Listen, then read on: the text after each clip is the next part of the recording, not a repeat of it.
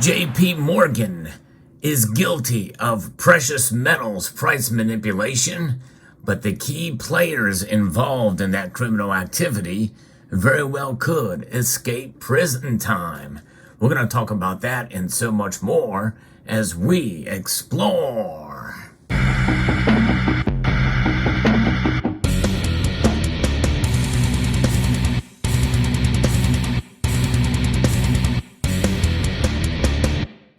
If you like videos where I talk about precious metals, controversies with regards to precious metals, and news stories, I hope you will consider pressing that thumbs up button down below and subscribing to the channel.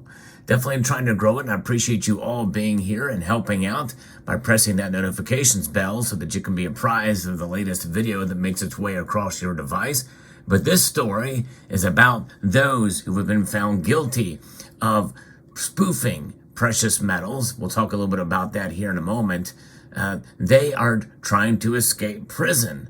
According to this story that was sent to me by a member of this community from mining.com, JPMorgan and Chase and Company's former precious metals desk head and his top gold trader asked to be spared prison sentences for spoofing.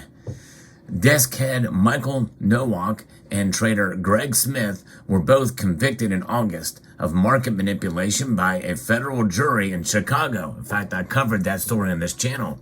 I've been following this case very, very closely here, and it is something that we want to see some heads roll in terms of prison sentences, but they're trying to get out of it now. This has been found in a federal jury in Chicago that have found them guilty. Prosecutors last month recommended that Nowak be given 5 years in prison and Smith being given 6 years, even though Nowak is the head. But Greg Smith, is the top trader there, but he's going to get more about the recommendations from these prosecutors. Witnesses at trial described how Smith and Nowak engaged in spoofing by using huge buy and sell orders that they never intended to execute. So that's essentially what spoofing is. You may be familiar with that term because scammers do it all the time. When they call, they'll use a local number to you, thinking, well, it must be somebody from the area here. They'll use a fake number, and then you'll answer, and then they try to get you. And that's the same type of deal here, but it is in regard to this intention to buy and orders, moving the price up or down, and then never intended to execute those orders. The orders, which were quickly canceled, were intended to push prices in the direction they wanted to benefit the bank or its customers. That is a classic case of manipulation. But by the way, they do it for personal gain, for selfish reasons. This does not prove price suppression, which many in this community are fully convinced of. And by the way, I'm open-minded to the concept, but have yet to see concrete evidence that it's occurring. Many people feel that the price of silver especially has been tamped down, but you have to understand that the natural market forces that are at play with regards to silver are very powerful, and silver is viewed much more differently now than it has been even 10 years ago. That's right. Silver's use in industry is quite profound, and it is quite versatile. That's the beauty of silver. But nonetheless, that is one of the sad, I guess you would say, effects of it being so diverse in its use. And well, it's going to be a victim of circumstance, and that is the circumstance of the natural market forces. Very powerful thing. It should not be discounted, even if you believe that their suppression is occurring. And by the way, it still could be. We don't know. There's a lot of high-frequency trades that happen, legal or not. It'll be very interesting to get into the mines and into maybe a little bit of investigation that would occur to see what's going on there. But when we're talking about big banks that get away with a lot, it's understandable that people would question it, for sure. Now, in a Monday court filing, the two men argued that government failed to prove the economic harm from their conduct and noted the jury acquitted both racketeering conspiracy charges. So the RICO statutes were used. These are statutes that are typically reserved for mob figures. But in this case, they're using them and use them to go after these traders. And so those were essentially thrown out.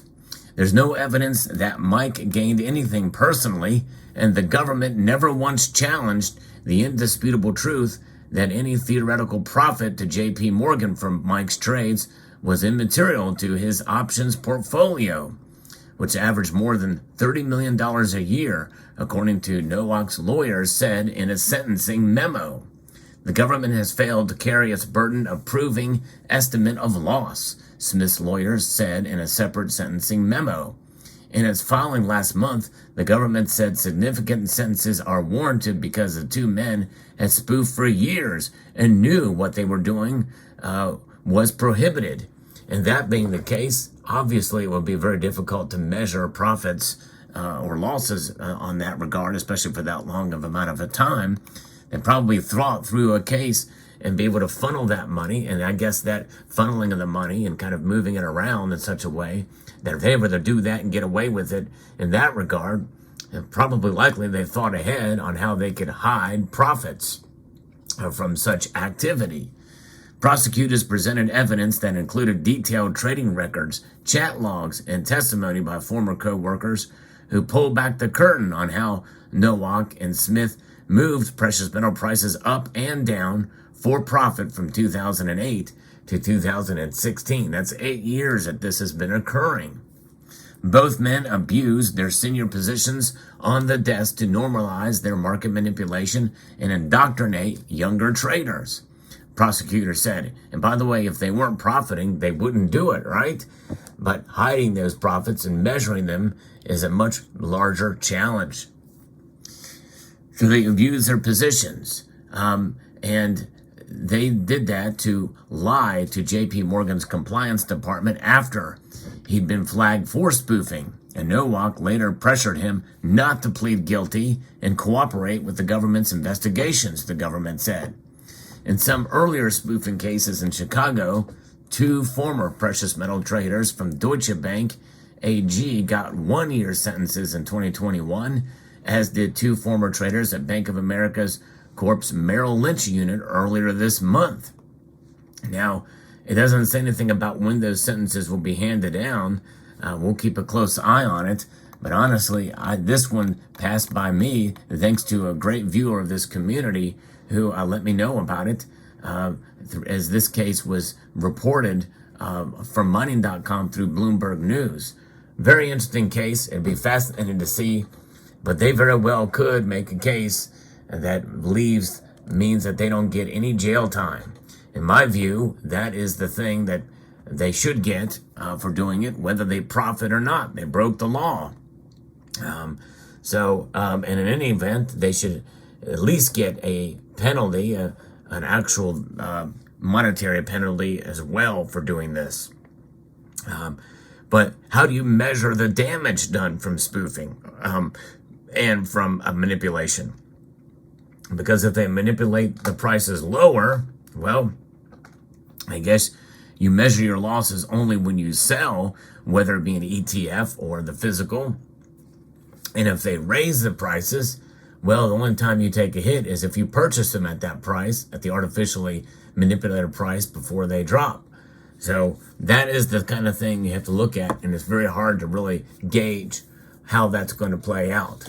But in terms of profit loss and profit gain for traders out there, because this is a period of 8 years, and there's a long period where people hold on to such assets, hard assets, whether it be ETFs or the precious metals themselves. So it's really hard to gauge, hard to measure, and I don't think anybody's going to get a check out of this case, a class action suit or what have you. How do you measure that? But nonetheless, that is where we are at. An interesting story indeed, fascinating. We'll keep an eye on it. The JPMorgan precious metals manipulation case. Where is it? Is it happening in other banks? Likely so. Is it still happening today? Well, probably not in the same way, at least, but who knows? Many people are jaded with the banking system in general and the regulators specifically, as well as the government and how they treat this type of thing. So it's very interesting. It's surprising that this has actually been pursued as aggressively as it was for the biggest bank in the world. But nonetheless, no matter what happens with this case, we know that holding these metals is a way to protect yourself because they are a stable store of value over the long course of time. It's a long-term proposition to stack precious metals. And when you understand that they have been money for thousands of years, it's only recently that they don't trade as a currency. There's active money, but I look at them as dormant money. And when you hold on to them, you know that history is on your side.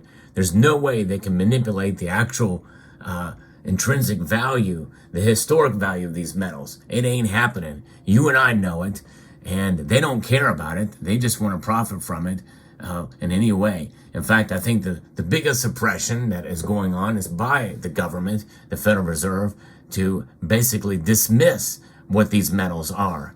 Thankfully, though, more and more people are waking up to the fact that precious metals are a stable store of value and will protect you against inflation and deflation and economic instability over the course of time.